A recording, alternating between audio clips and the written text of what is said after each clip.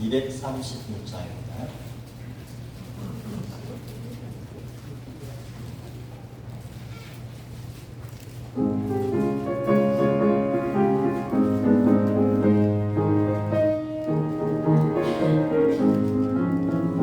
우리 모두 수고하는 나 세상 장막 벗고서 모든 근심 걱정 사라진 후에 주를 뵙고 성도 함께 면류관을 쓰리라. 새 예루살렘에서 성도들이 함께 올 때 기뻐 노래하리라. 새 예루살렘 새 예루살렘 호산나를 높이 불러 왕의 왕을 맞으리.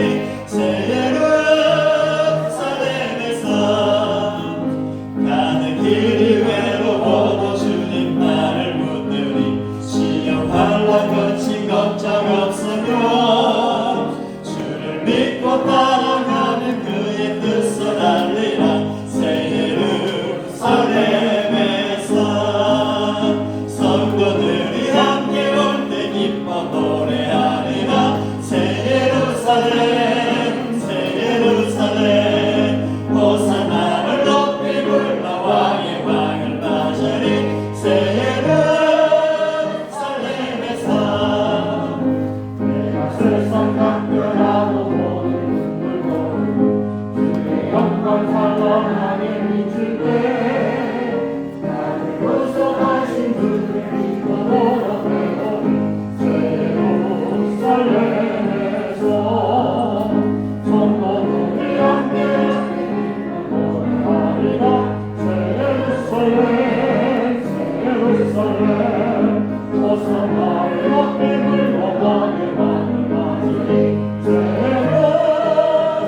예루살렘에서 아름다운 세상 구속 많은 성도가 사랑하는 주님 영광에 올때 주의 영광 노래하며 무엇 살리라. 새 예루살렘에서 성도들이 함께 올때 기뻐 노래하리라. 새 예루살렘 호산나를 높이 불러 왕의 왕을 맞으리. 새 예루살렘에서 이제 우리 다 같이 우리의 마음을 모아서 살아계신 하나님 앞에 신령과 진리로 예배를 드리겠습니다.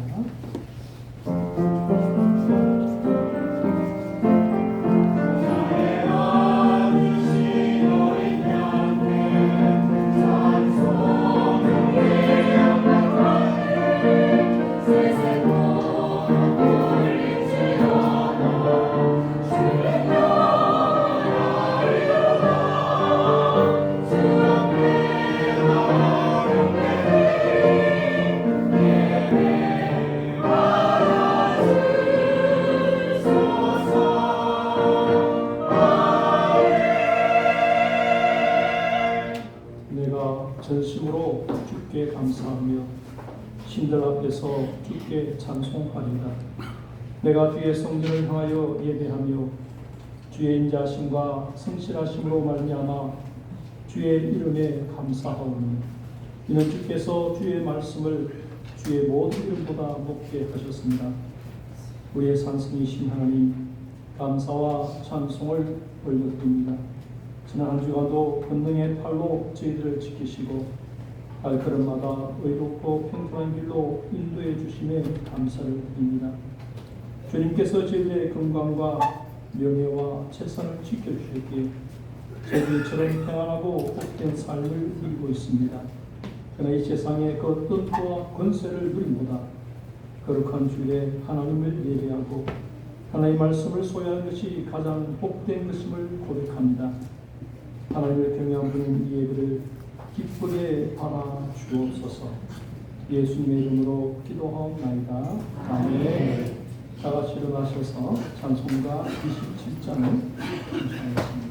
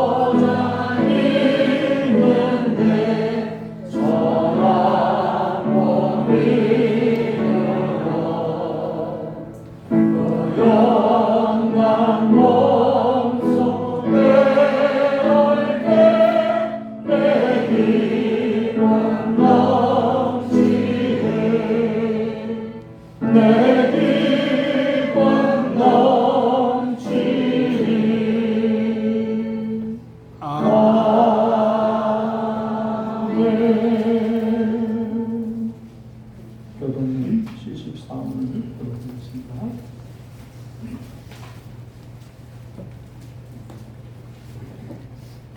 심령이 가난한 자는 복이 있나니 재능이 충분히 그들의 것이며 애통하는 자는 복이 있나니 그들이 위로를 받을 것이며 온유한 자는 복이 있나니 그들이 가만히 기업으로 받을 것이며 허리에 줄이고 목마른 자는 복이 있나니 그들이 별을 받을 것이며 긍휼히 여기는 자는 복이 있나니 그들이 그들의 힘을 받을 것이며 마음이 청결한 자는 복이 있나니 그들이 하나님을 볼 것이며 화평하게 하는 자는 복이 있나니 그들이 하나님의 아들의 복을 받을 것이며 너를 위하여 박해를 받은 자는 복이 있나니 천국이 그들의 것이니라. 나로 말미암아 너희를 욕하고 박해하고 글쓰로 너를 거슬려 모든 악한 말을 할 때에는 너희에게 복이 있나니 기뻐하고 즐거워하라. 하늘에서 너희의 상이 있구나. 너희 중에 큰 선지자들도 이같이 박해하리라. 아멘. 다같이 사도신경으로 우리 신앙 고백하겠습니다. 나는 전능하신 아버지 하나님 천지의 창조주를 믿습니다. 나는 그의 놀라신 것을 아들 중 예수 그리스도를 믿습니다. 그는 성령으로 이루어 동정녀 마리아를 마리아에게 마시고 나시고 본경자에게 너희에게 받아 십자가에 못 박혀 먹여 주시고 장사님이 사람 안에 부자 가운데서 다시 살아나셨으며 하나님으로 오시어 전능하신 아버지의 하나님 되셨다. 그이로부터 역사의 자와 주인자를 쏟아졌습니다. 나는 성령을 여며 거룩한 일과 성도의 죄와 죄를 용서하는 것과 몸의 부활과 영생을 믿습니다. 아멘. 찬송가 259장을 찬송했습니다.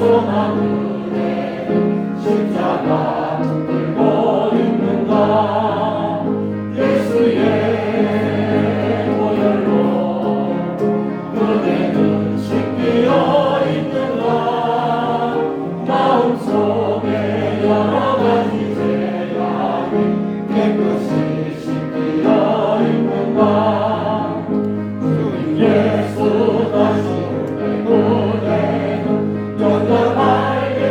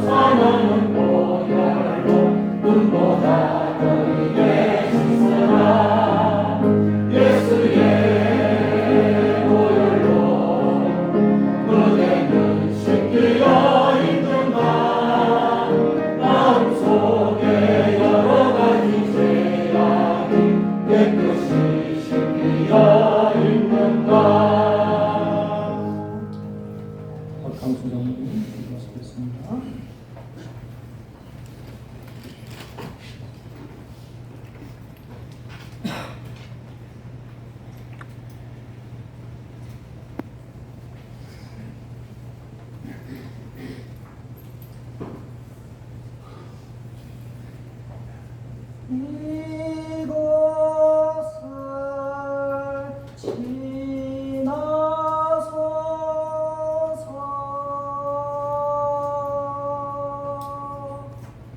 이곳을 만지소서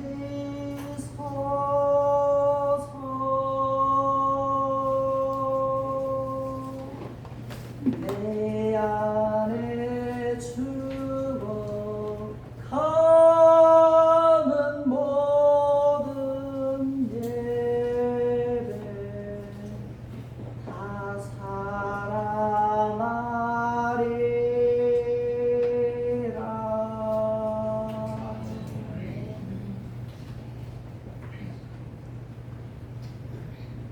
거룩한 주님의 날에 하나님께 경배와 찬양을 올려드립니다. 아침에 선선함이 있는 걸 보니 계절의 변화가 있는 것을 느낍니다. 여름이라는 계절이 지나감에 따라 우리 자신을 돌아보는 시간이 되었으면 좋겠습니다. 세상과 일터에서 그리고 가정과 교회에서 바쁘다는 핑계로 기도 생활, 말씀 읽는 생활, 예배 생활에 소홀했던 것 고백하오니 용서하여 주옵소서. 이 예배를 통하여 우리를 새롭게 하여 주옵소서. 북한의 지하 교회를 위하여 기도합니다. 숨어서 예배하는 수많은 예배자들을 위로하여 주옵소서. 이제는 지하가 아닌 해 아래에서 예배하는 날이 속히 오게 하여 주옵소서. 교회를 위하여 기도합니다. 예배 연례를 맺게 하여 주옵소서. 모이기를 피하는 세상의 습관을 쫓지 않게 하여 주시옵소서. 예배 시간을 삶의 가장 우선순위에 두게 하여 주옵소서. 우리가 사는 모든 삶의 현장에서 생활의 연례를 맺게 하여 주옵소서. 하나님의 뜻에 의해 세워진 우리 교회를 인도하여 주옵소서. 특히 우리 교회의 다음 세대를 맡겨드립니다. 교회의 미래를 이끌어갈 다음 세대의 믿음을 붙잡아 주옵소서. 하나님 아버지, 지난 주간에 또 슬픔을 당한 가정이 있습니다. 고 신탄선 성도님, 늦게 예수님을 믿고 신앙생활 잘 하시다가 예수 그리스도께서 흘리신 보혈의 공로로 하늘나라로 가셨습니다.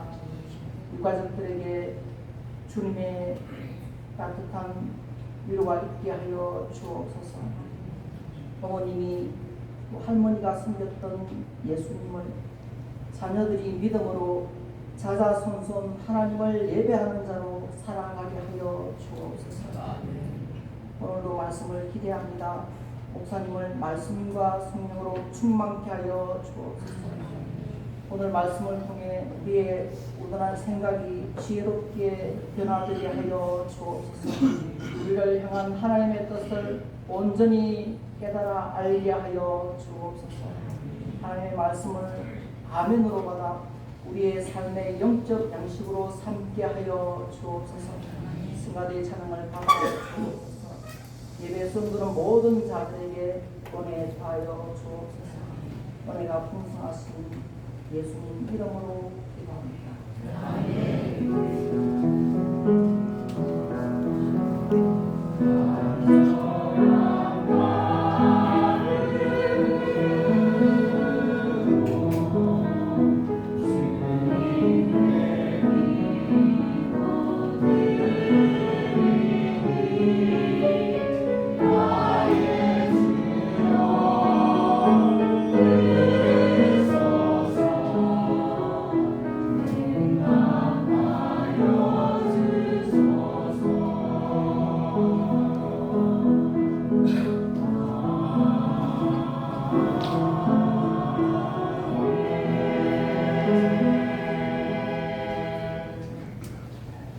오늘 주시는 하나님의 말씀은 아모스 3장 1절에서 15절까지입니다.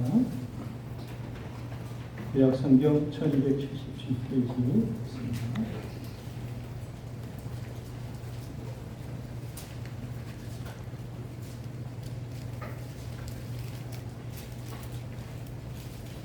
공부하겠습니다. 이스라엘 자손들아, 여호와께서 너희에 대하여 주시는 이 말씀을 들으라. 애굽 땅에서 인도하여 올리신 모든 족속에 대하여 이르시기를 내가 땅의 모든 족속 가운데 너희만을 알았나니 그러므로 내가 너희 모든 죄악을 너희에게 보응하리라 하시느니 두 사람이 뜻이 같이 하는데 어찌 동행하겠으며 사자가 움킨 것이 없는데 어찌 숲에서 부르짖겠으며 젊은 사자가 잡은 것이 있는데 어찌 굴에서 소리를 지겠느냐 덫을 땅에 놓지 않았는데 새가 어찌 거기 차이겠으며 잡힌 것이 없는데 그것이 어찌 땅에서 지겠느냐 성읍에서 나팔을 듣는데 백성이 어찌 두려워하지 아니하겠으며 여호와의 행하시는데 재앙이 어찌 성읍에 임하겠느냐 주 여호와께서는 자기의 비밀을 그 종 선지자들에게 보이지 아니하시고는 결코 행하심이 없으시리라. 사자가 부르짖은즉 누가 두려워하지 아니하겠느냐 주 여호와께서 말씀하신즉 누가 예언하지 아니하겠느냐 아스도스의 궁궐과 애굽 땅의 궁궐들의 선포하여 이르기를 너희는 사마리아 산들에 모여 그 성중에서 얼마나 큰 노란함과 학대함이 있나 보라. 자기 궁궐에서 포악과 급탈을 쌓는 자들이 바른 일 행할 줄 모르느니라. 여호와의 말씀입니다. 그러므로 주 여호와께서 이와 같이 말씀하시되 이 땅 사면에 계집이 있어 내 힘을 쇠하게 하며 내 궁궐을 약탈하리라. 여호와께서 이와 같이 말씀하시되 목자가 사자 입에서 양의 두 다리나 휘 조각을 건져낸 것 같이 사마리아에서 침상 모수리에나 글상에 방석에 앉은 이스라엘 자손도 건져냄을 이르리라. 주 여호와 만군의 하나님의 말씀입니다. 너는 듣고 야곱의 족속에게 전언하라. 내가 이스라엘 모든 죄를 보응하는 날에 베델의 제한들을 벌하여 그 제단의 뿔들을 꺾어 땅에 떨어뜨리고 별궁과 이름궁을 치니 상하 궁들이 파괴되며 큰 궁들이 무너지리라. 여호와의 말씀입니다. 찬양대에서 찬양과 함께 찬양드리겠습니다.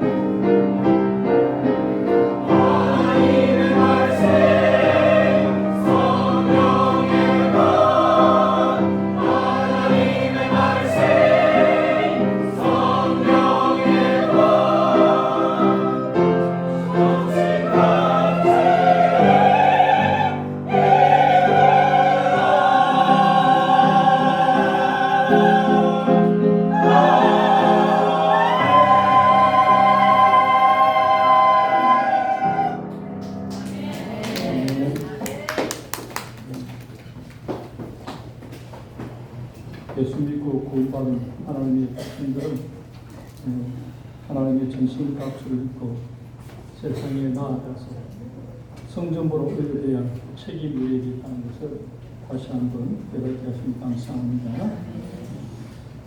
우리가 기계를 사용하거나 자동차를 운전해 보면 이상이 있는 경우에는 반드시 소리가 나게 되어 있습니다. 인간관계도 마찬가지입니다.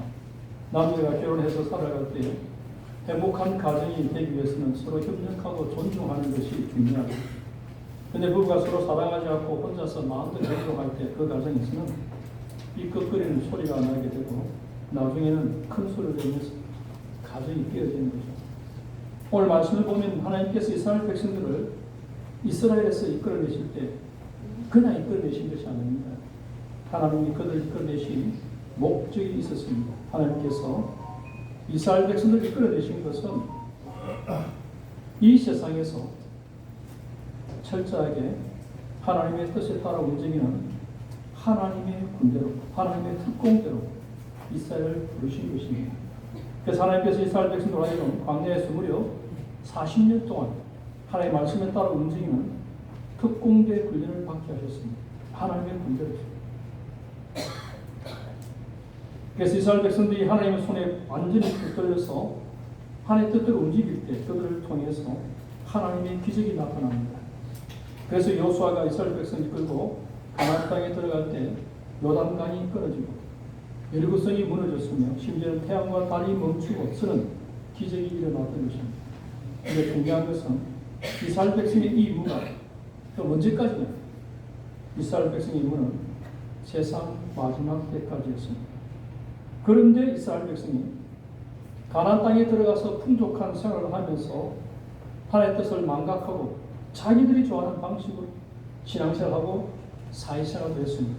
왜냐하면 그렇게 하는 것이 더 편하고 좋았기 때문입니다. 그러나 하나님께서는 이스라엘 백성이 하나님의 명령을 저버리고 하나님으로부터 이탈하는 것으로 보셨습니다. 그래서 결국 이스라엘 백성은 화롭게 살다가 졸지에 비참하게 멸망을 당합니다. 아모스 선지자는 그 모든 이유가 이스라엘 백성이 하나님의 뜻을 저버렸기 때문이라고 말하고 있습니다. 이것은 오늘날 우리도 마찬가지입니다. 하나님을 하나님의 백성으로 부르신 목적이 있습니다. 이것은 우리가 철저하게 하나님의 말씀을 붙들어서 하나님의 능력이 나타나게 하는 것입니다. 그렇게 하기만 하면 우리는 절대로 망하지 않습니다. 그러나 우리가 하나님의 말씀을 버리고 세상을 따라갈 때 우리가 아무리 잘 살고 행복하더라도 결국 비참하게 망하게 됩니다.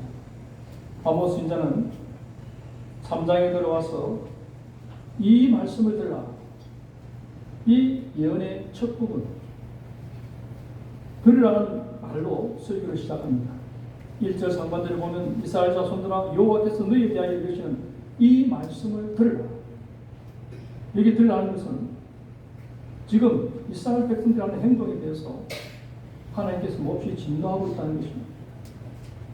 지금 영적으로 심히 병들었고 당장 수술하려면 안 되는 그런 상태, 책망의 말씀입니다. 그러나 주님께서 들으라고 말씀하시는 것은 해결 가능성이 전혀 없다는 뜻이 아닙니다.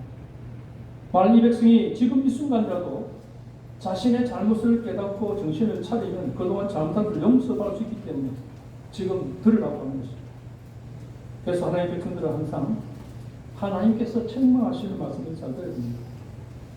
이것은 지금 우리가 하나님 앞에서 길을 잘못 가고 있는 것은 사실이지만 만약 겸손하게 하나님의 말씀을 받아들이고 우리 자신을 하나님의 말씀에 복종시키면 얼마든지 하나님의 은혜가 회복될 수 있다는 것입니다.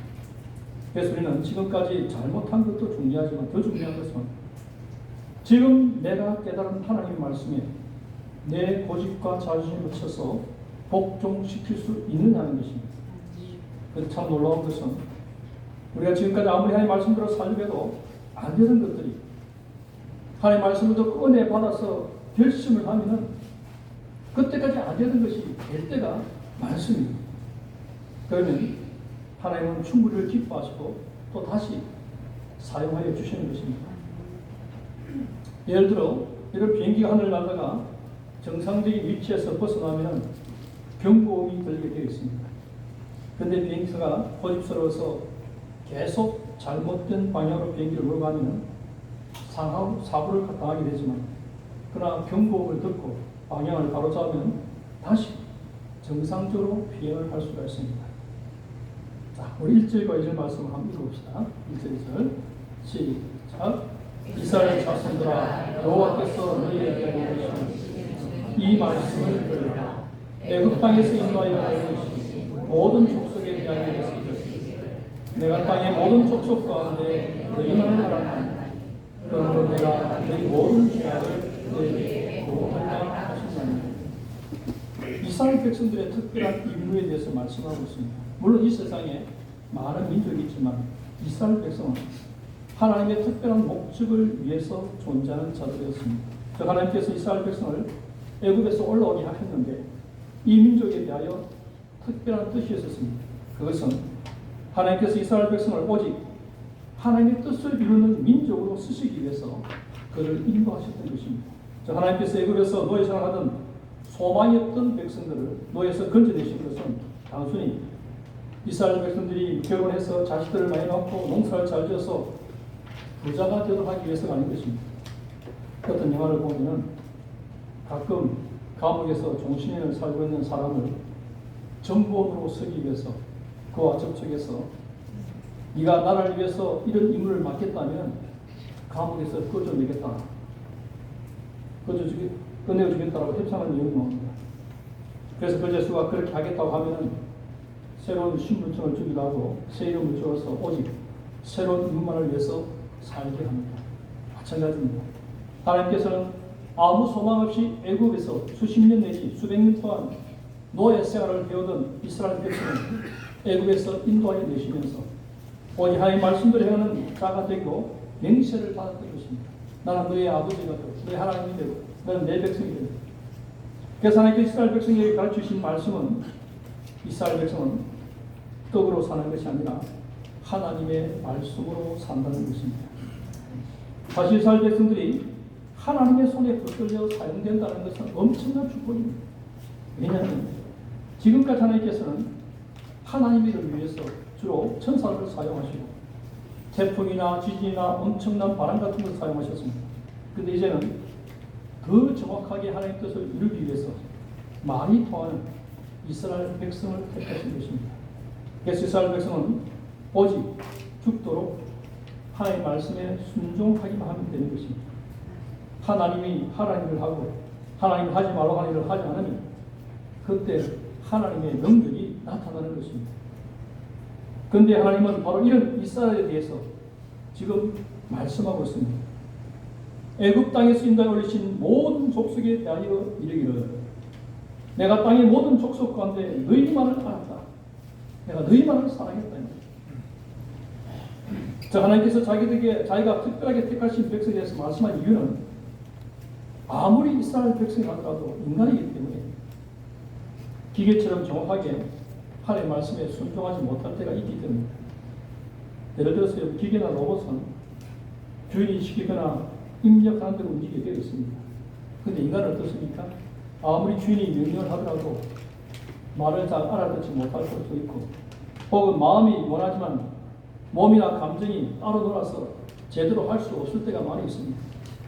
그런데 하나님께서 이스라엘 백성을 책망하시는 것은 이스라엘 백성이 기계나 천사처럼 움직이지 않기 때문이 아닌 것입니다. 이런 것들을 우리가 조금 늦게 깨달아도 순종하면 되는 것입니다. 2절 말씀에 내가 땅의 모든 족속 가운데 너희만 알았다 그렇지 않습니다. 이것은 하나님께서 이 세상에 있는 다른 민족은 전혀 몰랐다는 뜻이 아닙니다. 하나님은 이 세상에 있는 모든 민족이나 사람들을 다 알고 계시지만 이스라엘 백성을 특별히 택하셨습니다. 즉 하나님은 오직 이스라엘 백성에게만 하나님의 뜻을 알려주시고 그들을 통해서만 하나님의 뜻이 이루어지기를 원하셨던 것입니다. 그래서 이스라엘 백성들의 가치는 이 세상에 땅이 있느냐 없느냐 잘 사느냐 못 사느냐 하는 것으로 평가할 수 없습니다. 이스라엘 백성의 가치는 오직 하나님께서 그들을 택하셨다는 것입니다. 이것은 오늘 예수 믿는 저와 여러분이 그대로 적용이 됩니다. 하나님께서 그를 예수 믿게 하시고 하나님의 백성이 되게 하신 것은 우리가 잘 살거나 유명해지게 하기 위해서는 아닙니다. 하나님은 우리를 통해서 하나님의 뜻을 이루시기를 원하시는 것입니다. 자, 하나님께서는 옛날에는 천사를 통해서 일을 하셨고 바람과 지진을 통해서 일하셨는데 이제는 우리를 통해서 일하시기를 원하시는 것입니다. 그래서 오늘 하나님의 백성의 가치는 얼마나 좋은 직장에서 하며 얼마나 돈이 많으냐 하는 것으로 평가되지 않습니다. 우리의 가치는 하나님이 우리를 특별하게 택하신 것입니다. 우리는 미친 듯이 하나님의 말씀만 붙들면 되는 것입니다. 그런데 이스라엘 백성은 하나님의 뜻에 미친 듯이 붙들리지 아니하고 자기 나름대로의 인생을 살았습니다. 이것이 이스라엘 백성들의 죄였던 것입니다. 그래서 2절 하반절을 보면 그러므로 내가 너희 모든 죄악을 너희에게 보응하리라. 하나님이 이스라엘 백성에게 결혼하지 말라는 말씀도 하지 아니하셨고 가난하게 살아야 한다고 말씀도 하지 않았습니다. 하나님께서 이스라엘 백성에게 요구하신 것은 오직 하나님의 말씀만을 그들 인생의 가장 중요한 것으로 여기고 그 말씀을 붙들라는 것입니다. 그런데 이스라엘 백성이 하나님의 말씀을 중요하게 생각하지 않고 세상을 따라가면서부터 그들이 하나님의 뜻에서 벗어나기 시작했습니다. 이스라엘 백성이 죽자사자 하나님의 말씀을 붙들지 않은 데서부터 이스라엘 백성의 탈선이 시작되었던 것입니다. 하나님은 이것에 대하여 심판하겠다고 말씀하십니다. 오늘 우리가 알아야 될 것은 하나님은 이 세상 많은 사람들 중에서 우리만 알고 계신다는 것입니다. 이것은 하나님을 특별하게 생각하고 계시며 우리만을 통해서 일하기를 원하신다는 것입니다. 우리는 하나님의 사람들인 것입니다. 우리가 하나님의 말씀만 붙들고 충성한 이상은 절대로 우리는 망하지 않습니다. 그러나 설마 우리가 그렇게 특별한 사람이겠는가 생각해서 내 마음대로 행동할 때 이미 하나님의 뜻에서 탈선하고 있는 것입니다. 이때 우리에게는 뭐가 들려야 됩니까? 하나님의 경고음이 들려야 하는 것입니다. 여러분, 하나님의 사랑을 입은 자들은 우리가 하나님의 말씀을 떠나 살아가면 뭐가 들립니까? 경고음이 들립니다. 경고음이 들립니다. 우리 양심을 통해서, 여러분 말씀을 통해서, 다른 사람을 통해서, 여러 환경을 통해서 하나님께서 경고의 메시지를 보입니다. 하나님께서 우리가 이 세상에서 하나님을 위해서 많은 일을 하는 것을 원하지 않으십니다.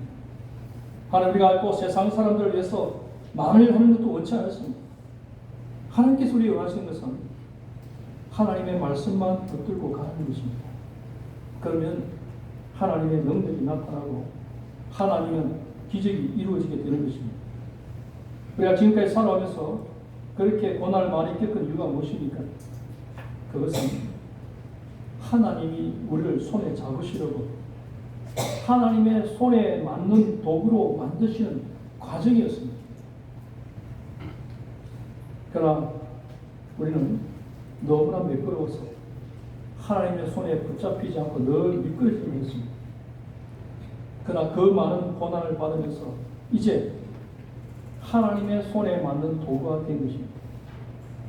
우리는 절대로 내 뜻대로 무엇을 하려고 해서 안 됩니다. 우리가 해야 될 것은 하나님이 나를 통해서 하나님이 일을 하시도록 나 자신을 빌려드려야 하는 것입니다. 아모스는 하나님께서 이스라엘 백성을 애굽에서 올라오게 하신 것은 오직 하나님의 말씀을 붙드는 자들로 쓰시기 위해서라고 말씀했습니다. 즉 하나님은 이스라엘 백성을 천사같이 쓰시려고 하신 것입니다. 그러나 이스라엘 백성은 자기들이 하나님의 뜻에 따라 움직이는 것이 아니라 자기들이 모든 것의 주체가 되기를 바랐습니다. 바로 이때 아모스는 몇 가지 수수께끼를 이어서 이야기를 하고 있습니다. 그 첫 번째가 먼 길을 여행하는 두 사람 이야기입니다. 3절에 보면 두 사람이 뜻이 같지 않은데 어찌 동행하겠으며 라고 합니다. 옛날에 먼 길을 혼자 여행하는 것은 아주 위험했기 때문에 할 수 있으면 두 사람이나 세 사람이 무리를 지어서 여행을 하고 있습니다. 그런데 이렇게 두 사람이 함께 여행을 하려면 어떻게 됩니까? 마음이 맞아야 돼요. 한 사람은 이쪽으로 가야 하는데 다른 사람은 다른 쪽으로 가려고 하거나 혹은 한 사람은 낮에 길에 낮에 길을 가려고 하는데 다른 한 사람은 밤에 길을 가려고 한다면 두 사람은 같이 길을 갈 수가 없을 것입니다. 이때 만약 두 사람 중에 한 사람이 길을 잘 알거나 혹은 경험이 많으면 아주 도움이 될 것입니다. 근데 두 사람 모두 길도 모르고 경험도 없는데 거기에다가 고집까지 세다면 어떻게 됩니까? 결국 두 사람 모두 죽을 가능성이 많습니다. 우리가 이 세상을 살아가는 것은 험한 광야를 혼자 걸어가는 것 같습니다. 이때 우리에게 필요한 것은 누군가가 우리와 함께 길을 가주는 것입니다. 특히 길을 잘 알고 경험이 많은 분이 우리와 함께 길을 가준다면 우리는 안전하게 길을 갈 수가 있을 것입니다. 바로 그분이 우리 하나님이십니다. 하나님 우리 앞에 있는 위험을 알고 계시고 특히 내 안에 있는 위험도 알고 계십니다. 우리가 이 인생길을 안전하게 가려면 하나님께 내 인생 전체를 맡겨야 됩니다. 예수님이 뭐랬습니까? 수고하고 무거운 짐진 자들 다 내게 오라.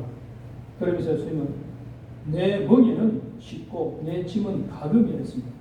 여기서 멍이라고 하는 것은 짐승 두 마리가 같이 매는 멍이를 말합니다. 우리가 이 세상을 안전하게 살아가려면 하나님과 멍이를 같이 해야 되고 하나님의 걸음마를 배워야 됩니다. 보조를 맞춰야 됩니다.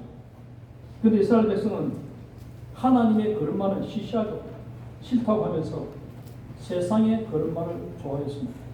거기다가 이스라엘 백성은 너무 고집이 세워서 절대로 자기 생각을 꺾으려고 하지 않았습니다. 이스라엘 백성 오히려 하나님을 당기면서 자기들이 가는 그 길을 가자라고 하나님을 당깁니다. 결국 지금 하나님께서 해야 될 일은 서로를 연결하는 줄을 끊고 각자 자기를 가는 수밖에 없는 것입니다. 그런데 이스라엘 백성이 하나님과 결별했을 때 문제는 광야에는 너무 많은 사자가 있다는 사실입니다. 지금까지 이스라엘 백성들이 큰 소리를 칠 수 있던 것은 하나님이 함께 하셨기 때문입니다. 그런데 이스라엘 백성은 하나님이 너무 답답하고 행동이 느리시니까 하나님을 버리고 자기 혼자 길을 가려고 하는데 근데 거기에는 사자가 머리를 있던 것입니다. 자, 4절 말씀 한번 봅시다. 4절 시작. 사자가 움킨 것이 있는데 어찌 숲에서 부르짖겠습니까? 젊은 사자가 작은 것이 있는데 어찌 풀에서 소리를 내겠느냐. 이스라엘 백성은 세상을 너무나 우습게 알았습니다.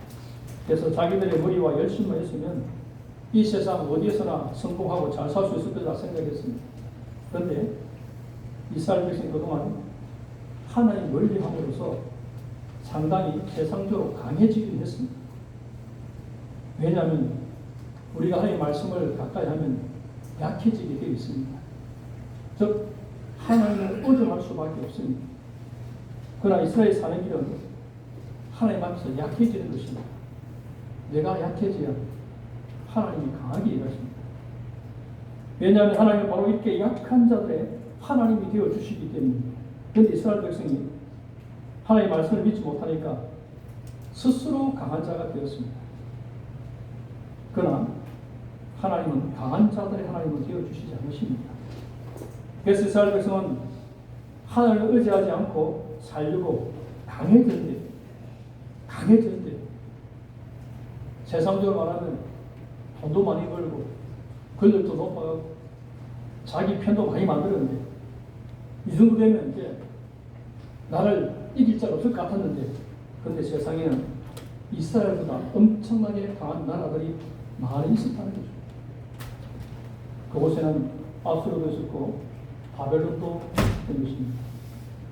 참 놀라운 것은 유다의 히스기야 왕이 죽도록 하나님을 의지했을 때는 아수르 군대 18만 5천 명을 천사가 하루 저녁에 다 죽여버렸습니다.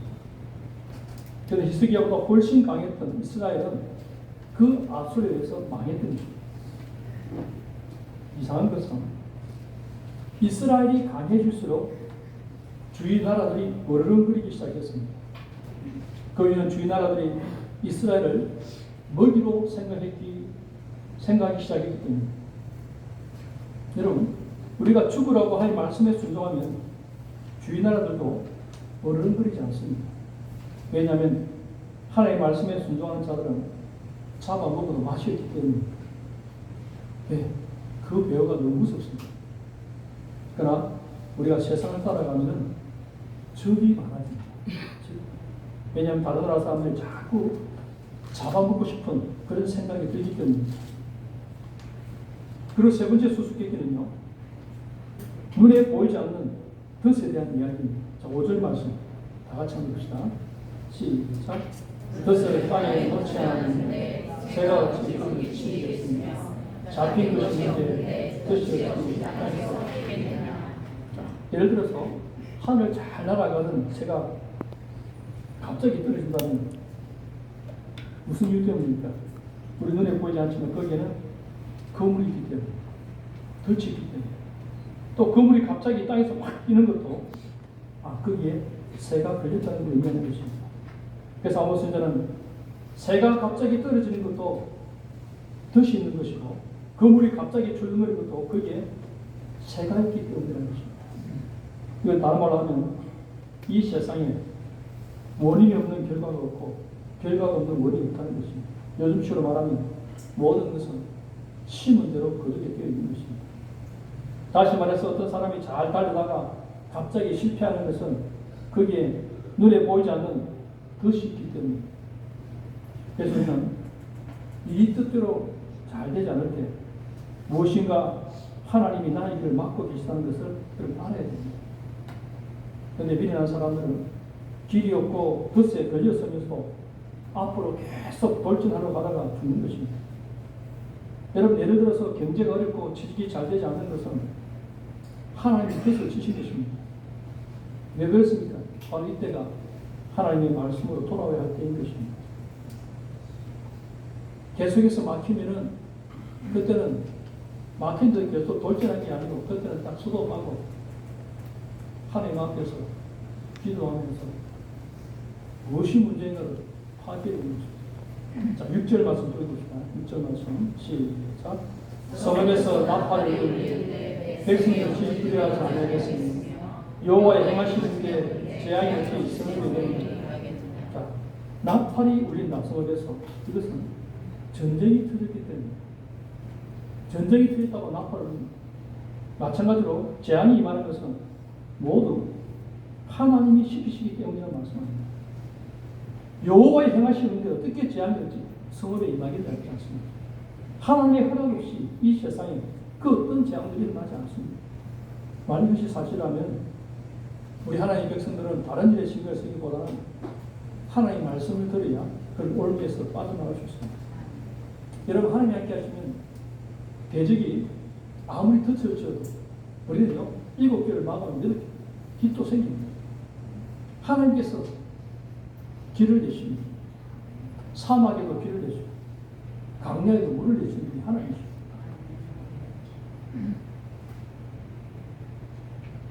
여러분, 하나님의 백성들이 하나님의 말씀을 들으며 여러분 어떤 올무에도 여러분 걸려들지 않습니다. 왜냐, 하나님이 올무를 치셨다면 그 올무에 벗어나는 것도 하나님이 하시기 때문입니다. 그리고 하나님 아주 중요한 말씀하십니다. 7절 말씀 다 같이 한번 봅시다. 시작. 주 여호와께서는 자기의 비밀을 그 종수자들에게 보이지 아니하시고 결코 행하심이 없으십니다. 이 말을 누가 제일 많이 쓰냐면요, 이단들이 제일 많이 씁니다. 이단들이. 그래서 이단 교주를 가지고 그런 하나님께서 어떤 중요한 일을 하시기 전에 반드시 그 비밀을 자기 종 선지자에게 보여주신다는 것입니다. 하나님은 자기 종 선지자에게 알려주지 아니하고서는 아무것도 하지 않는다고 했습니다. 그러니까 이 세상에 이루어지는 모든 일들에 대한 비밀이 선지자의 예언 속에 들어있는 것입니다. 즉, 하나님께서 하시는 모든 일들이 어디에 다 들어있습니까? 하나님 주신 말씀 속에 들어있습니다. 여러분, 자꾸 이상한 계시를 받고 이상한 음성을 전하고 환상을 이야기하는 사람, 그런 말 자꾸 듣지 마세요. 이미 여러분에게 말씀을 주셨습니다.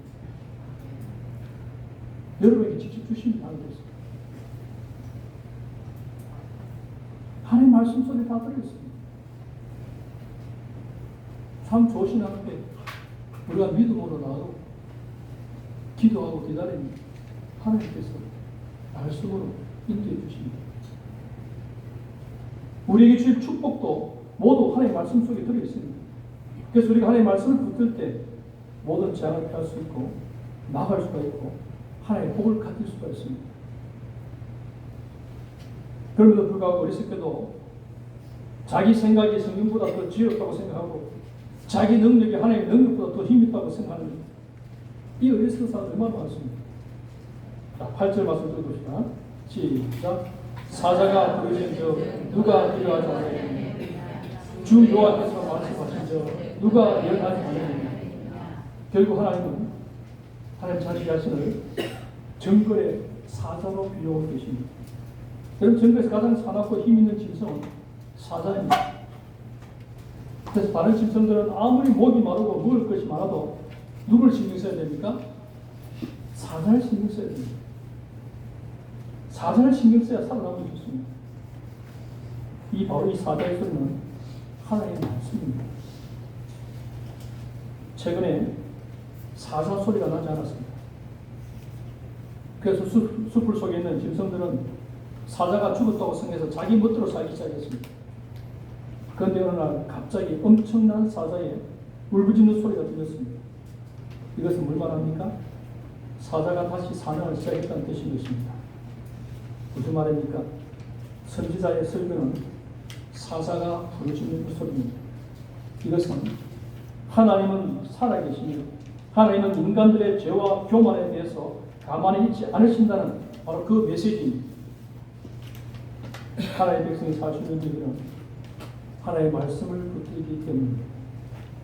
그런데 우리는 온전히 하나님의 말씀 그대로 살지 못합니다. 그래도 하나님의 말씀을 붙들고 있으면 우리는 사자와 한편이기 때문에 안전합니다. 그러나 내가 주인이 되어서 하나님을 가겠다고 나서면 세상의 사자들이 가만히 두지 않고 잡아먹어요. 자, 보세요.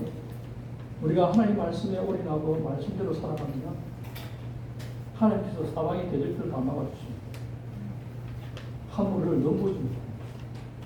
우리 하나님을 떠나서 내 마음대로 살면 저는 아무 문제가 없는데 온갖 문제들이 다 생깁니다.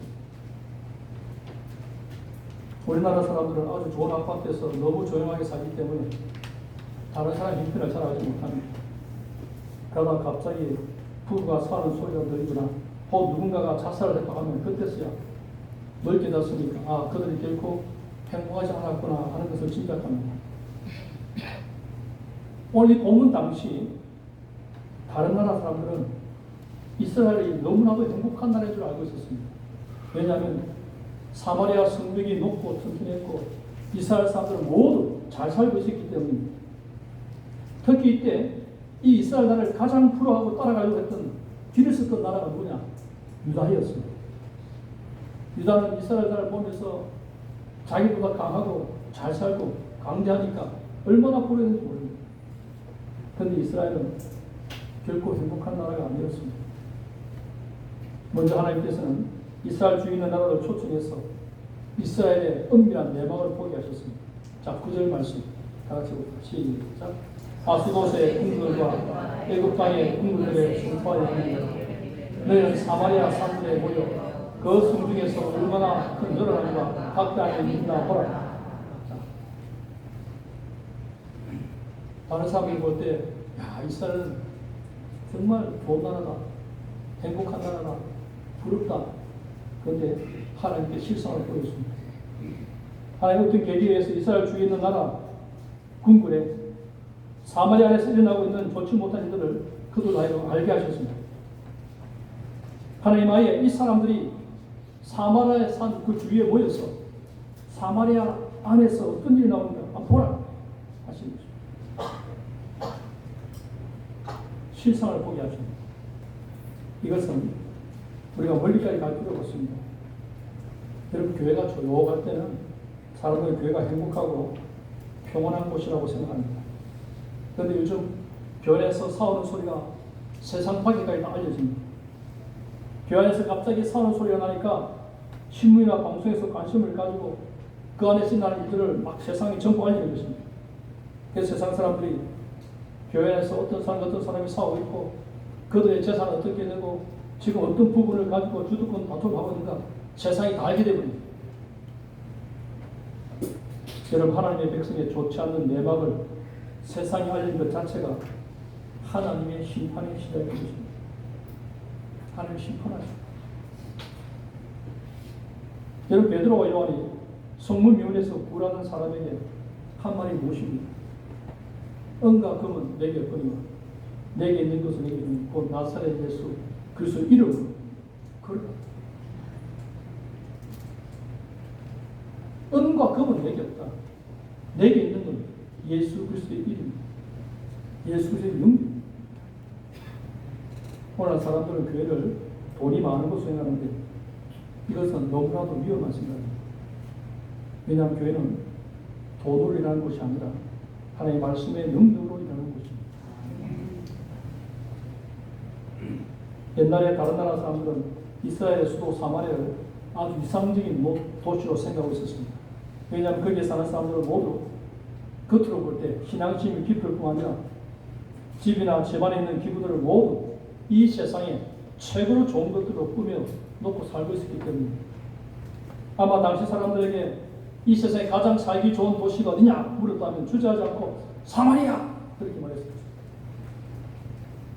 그러나 사마리아에는 많은 다툼이 있었고 소란이 있었습니다.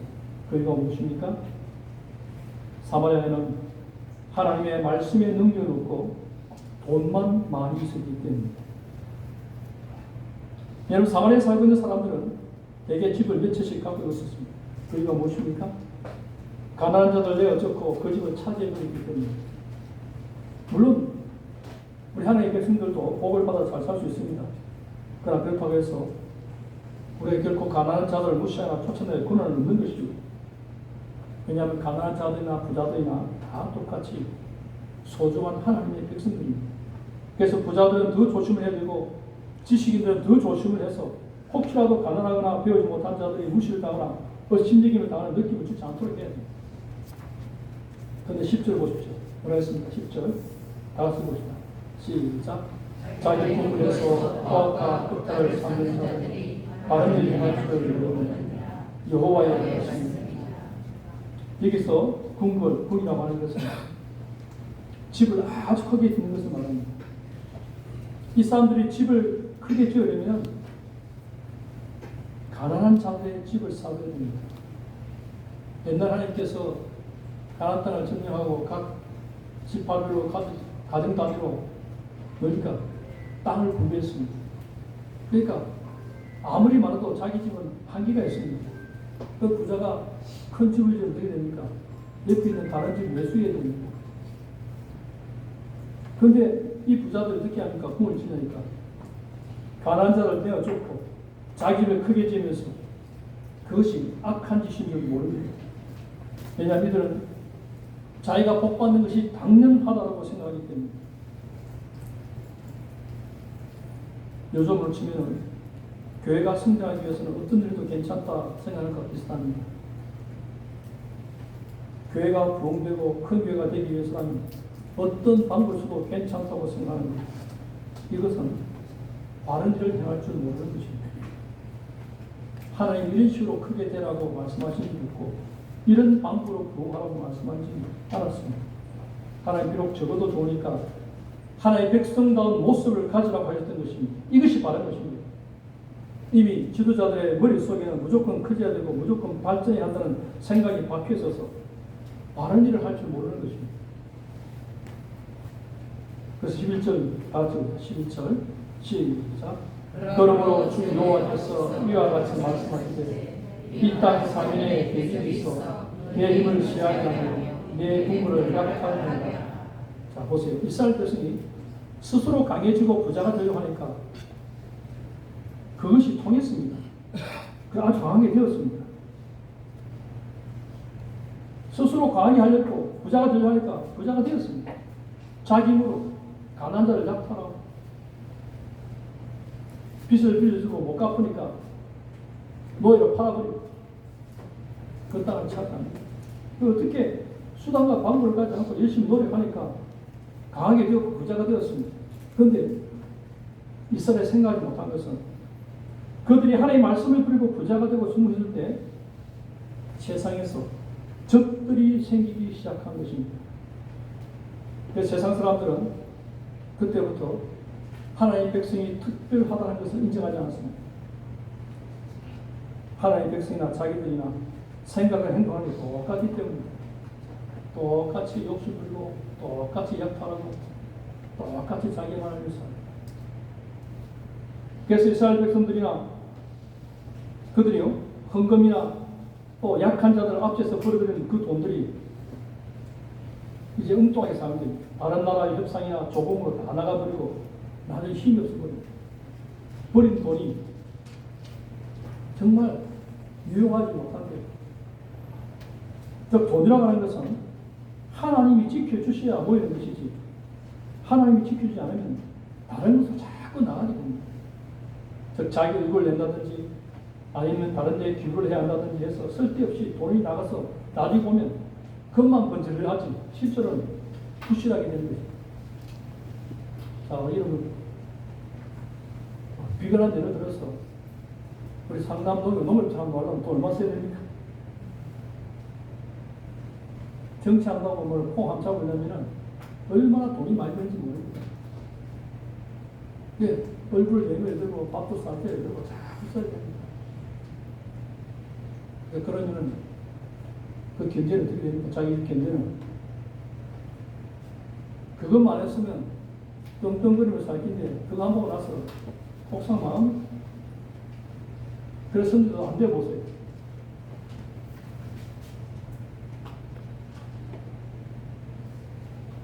이것이 여러분 하나님을 의지하는 결과입니다. 우리가 사람에게 잘 보이려고 돈은 돈대로 들고 욕은 욕대로 넘게 됩니다. 결국 실속도 없고 하나님은 이런 사람을 도와주지 않으십니다. 자, 12절 말씀 다 같이 봅시다. 시작.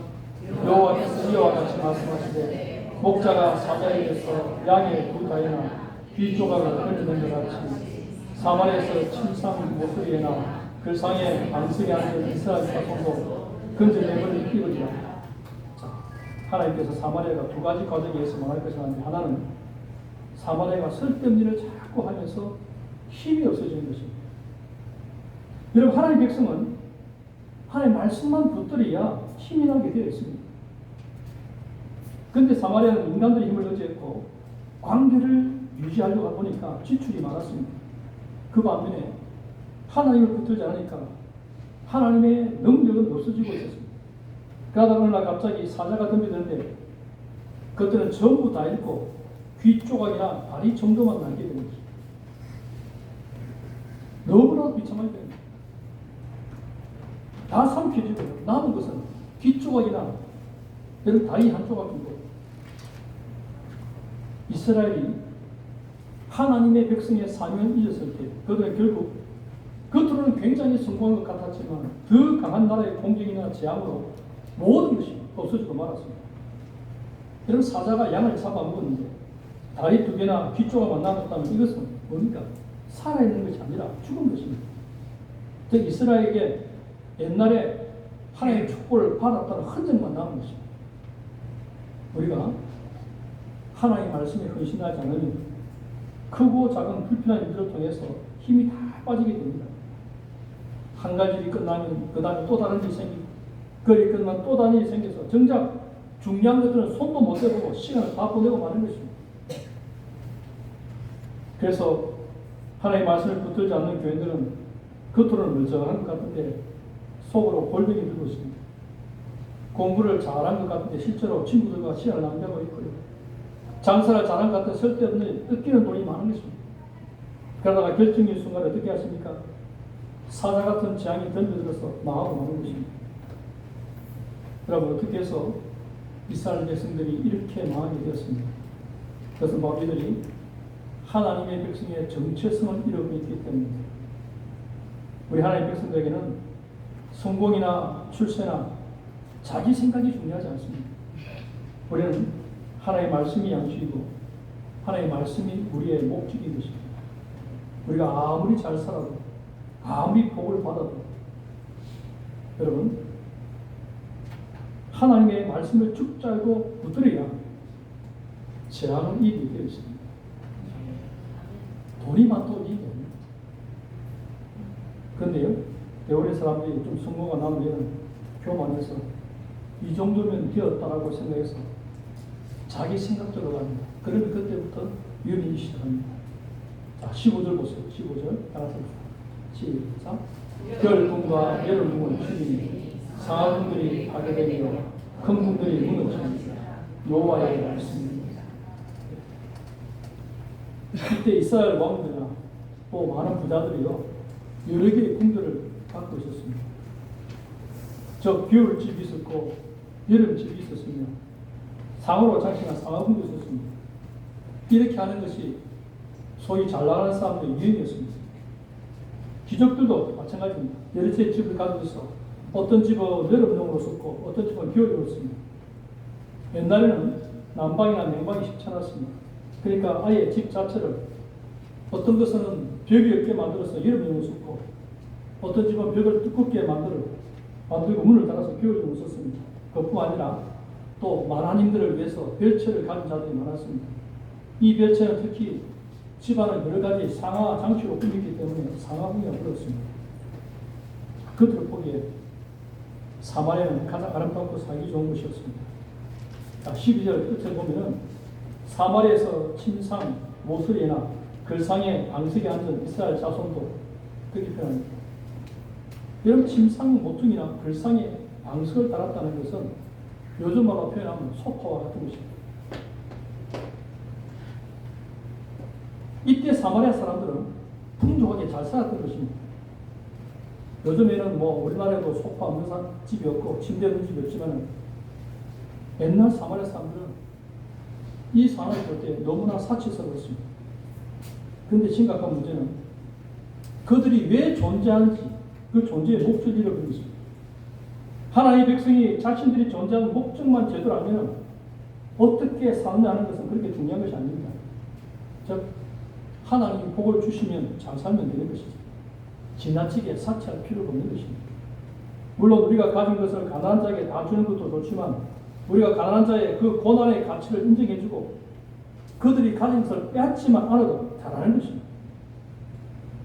우리는 각자 하나님 주시는 복을 누리면서도 우리에 대한 하나님의 말씀만 붙잡고 붙들면 되는 것입니다. 그런데 이스라엘은 그렇지 않았습니다. 자, 14절 말씀 다 같이 봅시다. 시작.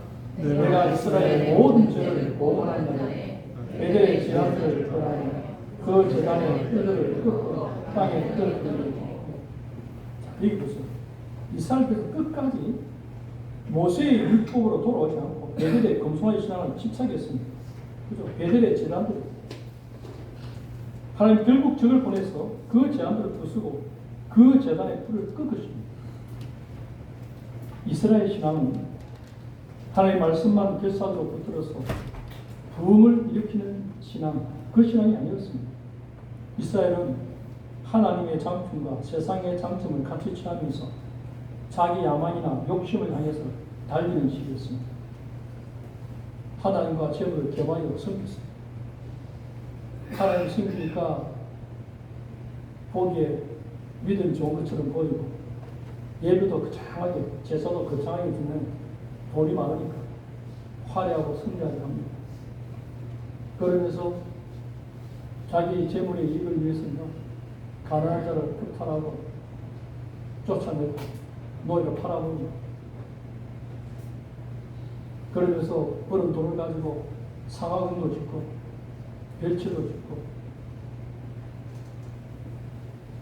결국 이스라엘은 성공했고 많은 복을 받았지만 그러나 하나님 앞에서는 완전히 실패했습니다. 이 이스라엘 실패를 우리나라와 어떤 많은 교회들이 반복하고 있습니다. 우리는 결코 그들의 전철 따라가서 안 됩니다. 우리는 오늘 이 자리에서 오늘 우리에게 왜 이 말씀을 주십니까? 나의 길을 멈추고 하나님의 말씀에 귀를 귀해야 된다는 것입니다. 우리의 존재 목적이 뭡니까?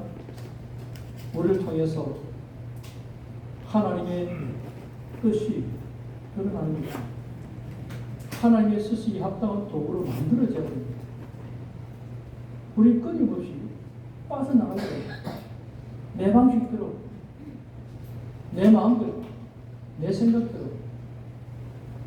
가지고 그것 때문에 기도합니다. 하나님 이용하려고 합니다. 하나님 내가 하고 싶은데 도와주셔야 됩니다. 안 하면 안 됩니다.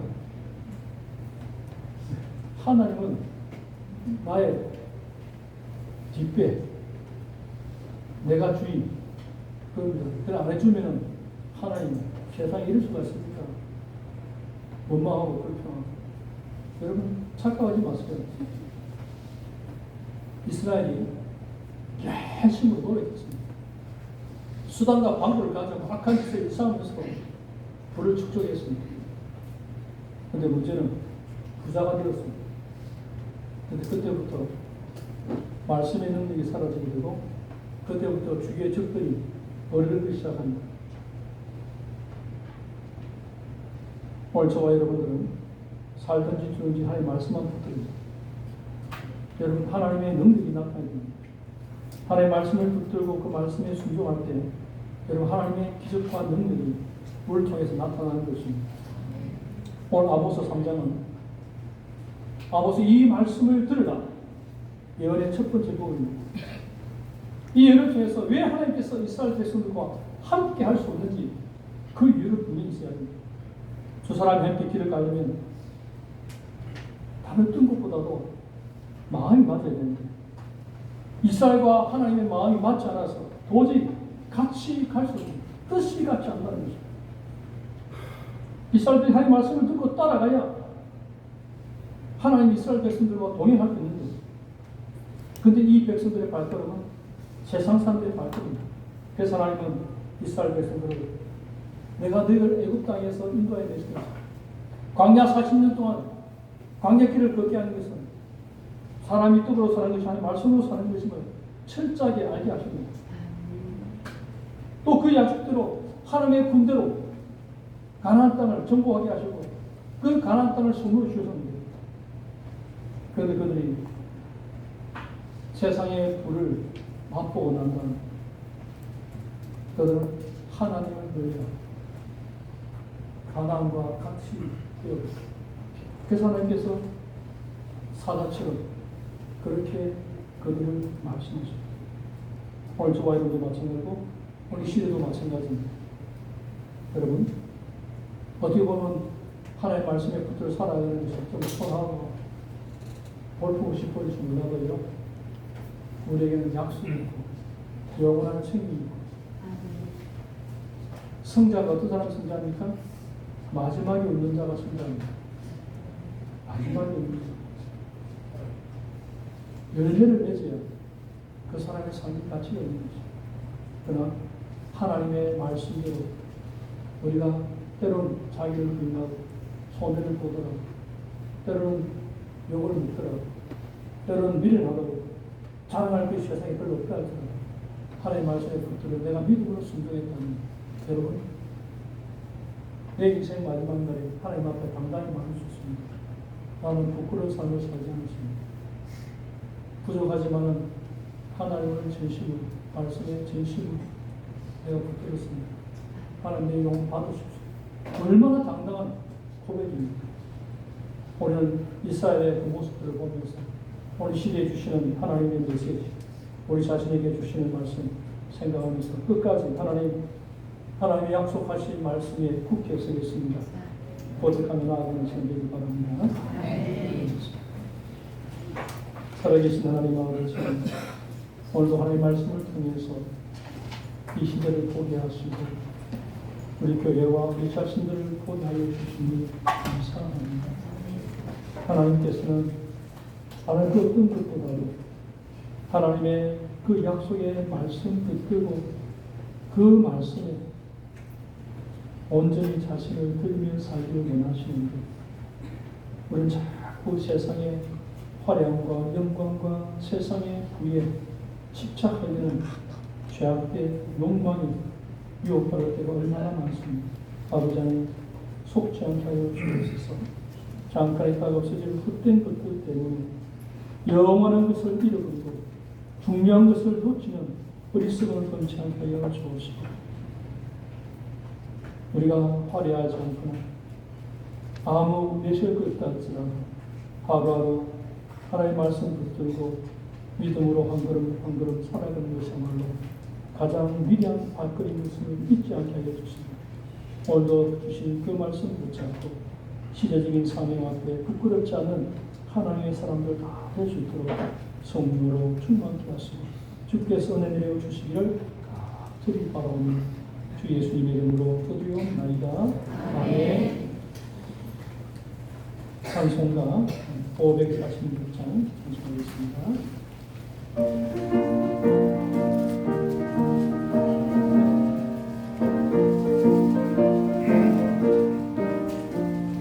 주님 약속하신 말씀 위에서 영원토록 주를 찬송하리라.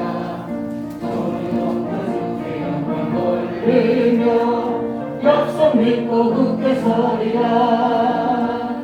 굳게 서리 영원하신 말씀 위에 굳게 서리 굳게 서리 그 말씀 위에 굳게 서리라. 주님 약속하신 말씀 위에서 세상 영령에게 엄선할 때에 용감하게 힘써 싸워 이기며 약속 믿고 굳게 서리라.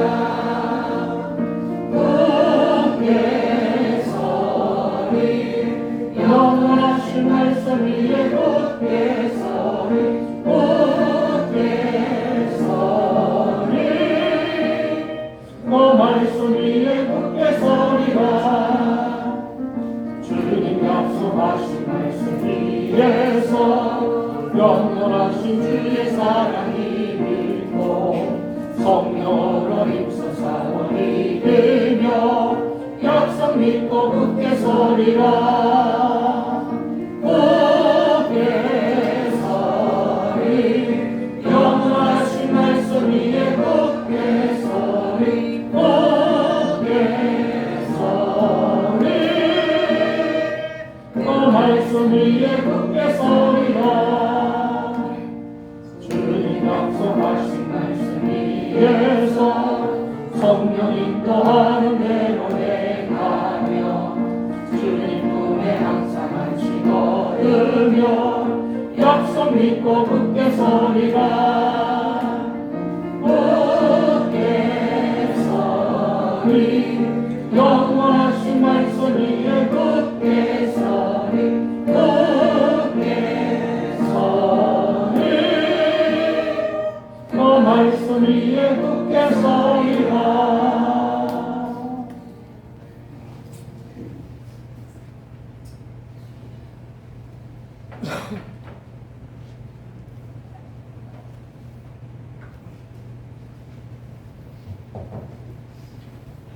살아계신 아버지 감사합니다. 우리를 구원하여 주시고 하나님의 자녀로서 하나님의 나라와 영광에 살아갈 수 있는 놀라운 기회와 또 축복 주셔서 감사합니다. 하나님께서 우리의 아버지가 되셔서 때를 따라 필요한 것들도 부정없이 채워주셔서 감사합니다. 이 땅에서 우리가 누리는 모든 것들이 주께로 말미암은 줄 알고 오늘 그 믿음의 고백으로 주님 앞에 심중히 성도했습니다. 하나님께서 기쁘게 받으십니다. 이들의 삶 가운데 하나님의 하나님 되심이 드러나는 능력 있는 삶 되도록 축복하여 주옵소서. 여러 모양으로 주님의 감사를 송기했습니다. 하나님께 주신 생명의 날들 동안에 주님 생각하며 은혜 안에서 역사하신 하나님을 기억하며 감사로 주님 앞에 드렸사오니 주여 기쁘게 받으시고 이들의 삶 가운데 늘 주님 동행하여 주시고 하나님 은혜가 메마르지 않는 복으로 갚아 주시옵소서. 또한 주의 나라 복음을 위해서 성경으로 주님 앞에 손드렸습니다. 주신 사명 앞에 헌신하여 드렸사오니 주님 기쁘게 받으시며 이루지 있어는 것을 하나님 나라가 임하고 주의 영광을 나타나게 하여 주시옵소서. 고생을 맞이해서 주님 앞에 감사드리는 손길있습니다. 하나님의 분명한 목적 가운데 이 땅에 태어나게 하시고 하나님의 자녀로서 지금까지 살아오고 또 앞으로의 남은 생에도 주님 붙들어 주셔서 아름답고 영광스러운 생활되도록 축복하여 주시옵소서. 구정금을 주님 앞에 드리는 손길있습니다. 또 받은 사랑을 흘려보내오니 이 물질 있는 곳에 주님의 사랑이 열매 맺게 하시고 하나님의 은혜가 풍성히 나타나도록 역사하여 주시옵소서. 정성을 다인 주님금에도 하나님께서 같은 은혜를 베풀어 주시고 또 이루고 싶은 또시 하나님 나라와 몸되기를 위해서 수고하고 헌신하는 모든 종들을 주님 기억하여 주시옵소서. 이 모든 것들이 합력하여 주의 뜻대로 사용되도록 주님 역사하여 주옵소서. 예수님의 이름으로 기도드리옵나이다. 아멘. 다 같이 일어나셔서 일상 찬송하겠습니다.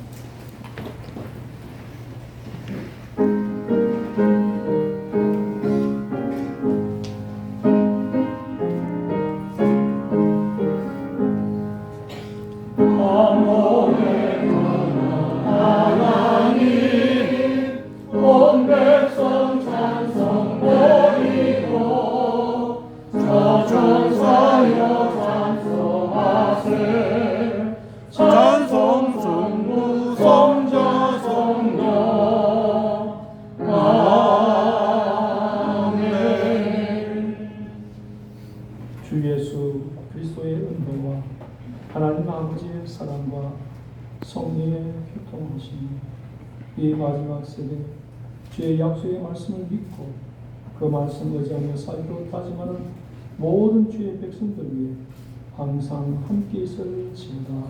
아멘.